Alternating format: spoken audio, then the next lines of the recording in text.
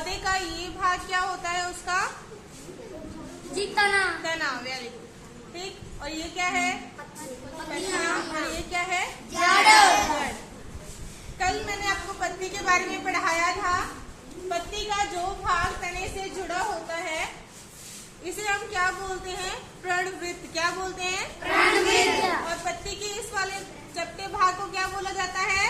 फलक। क्या बोलते हैं? फलक। फलक बोलते हैं।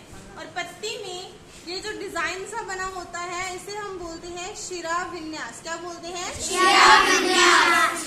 पत्ती के बीच से जो ये लाइन जो जा रही है इसे हम बोलते हैं मुख्य शिरा। और इस ये जो डिजाइन होता है जिसमें जाली रूपी बना होता है उसे हम जाली का शिरा विन्यास बोलते हैं। और जहाँ पर ये सीधी रेखाएं होती हैं उसे हम समांतर शिरा विन्यास बोलते हैं। ठीक, आज मैं आपको बताने वाली हूँ जड़ों के बारे में कि जड़ें जो होती हैं मुख्यतः 2 प्रकार की जड़ें होती हैं।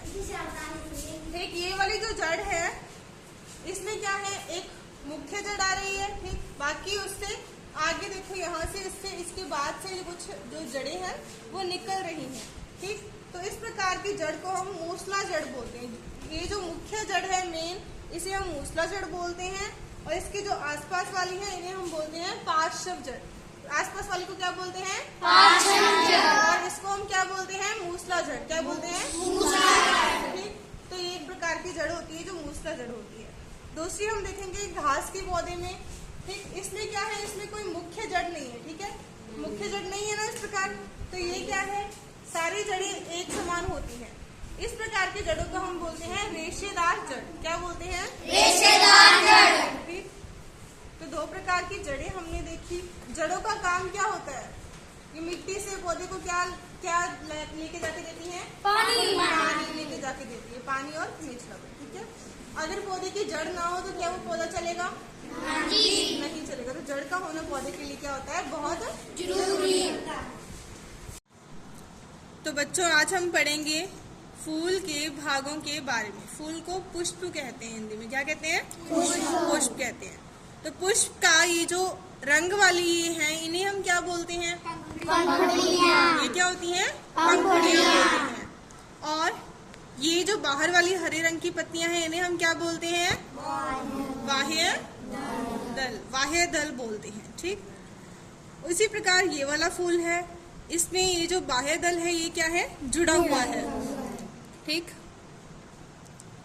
अब हम पढ़ेंगे पुष्प के आंतरिक भागों के बारे में। उसके लिए हम एक एक करके इन पंखुड़ियों को हटाएंगे। ठीक, इन पंखुड़ियों को हटाने के बाद मैंने आपको फूल के 2 आंतरिक भागों के बारे में बताया था। कौन कौन से थे? नाम बता सकता है कोई? जो बीचों बीच होता है उस भाग को हम क्या बोलते हैं? क्या बोलते हैं? स्त्री केसर। क्या बोलते हैं? स्त्री केसर। और दूसरे भाग को हम क्या बोलते हैं? और उसके आसपास जो होते हैं? पुंकेसर। क्या बोलते हैं? पुंकेसर। यहाँ देखो ये जो साइड पे लगे हुए हैं, ठीक, ये सारे देखो ध्यान से, ये कैसे है? यहाँ से देखो, इसमें क्या दिख रहा है आपको? एक लंबी डंडी सी दिख रही है और ऊपर क्या है? एक ये पराग कोश है। ठीक, ये क्या है? तंतु। और ये क्या है? पराग कोश। अब इसे और हम आगे से देखते हैं।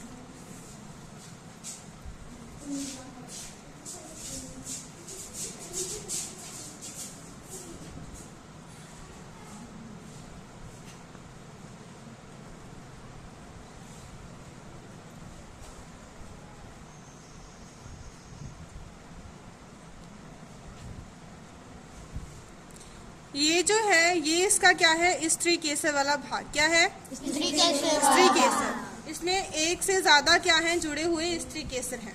ठीक, पुंकेसर ये सारे क्या हैं? ये पुंकेसर है। देखो ध्यान से, ये सारे पुंकेसर हैं। इसमें ये वाला तंतु और ये वाला क्या है? पराग कोश। इसके अंदर होते हैं पराग कण। पराग कण होते हैं पराग कोश के अंदर। ठीक, और ये स्त्री केसर है। इसमें ये अंडाशय था, ये वाला वृत्तिका, ये वाला वृत्तिकारक। इसमें बहुत सारे वृत्तिकारक हैं। ठीक, अब इस पुष्प के अंदर हम देखते हैं, इसे हम खोलेंगे, ये इसकी पंखुड़ियां हैं। ठीक,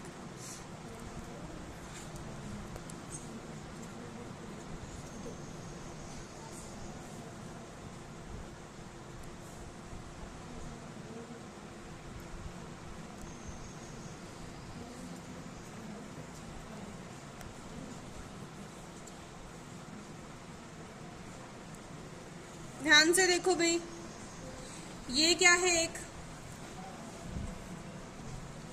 ये क्या है एक, ये सारे क्या है? तंतु और परागकोश। ये पुंकेसर है। ये सारे क्या है? पुंकेसर। ठीक, फोटो को बड़ा करके देखते हैं। ये क्या है? सारे पुंकेसर हैं, देख सकते हैं। ठीक, ये सारे पुंकेसर। अगर हम इन पुंकेसर को हटा दें इसमें से, ठीक,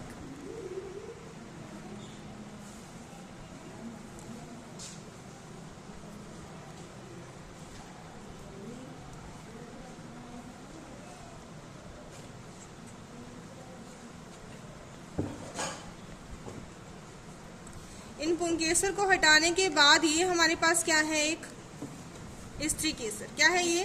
स्त्री केसर है। ठीक, पुंकेसर अलग तरह के होते हैं, स्त्री केसर अलग टाइप का होता है। समझ आया? हाँ जी। फूल के सारे भागों के बारे में सबको समझ आया? हाँ जी।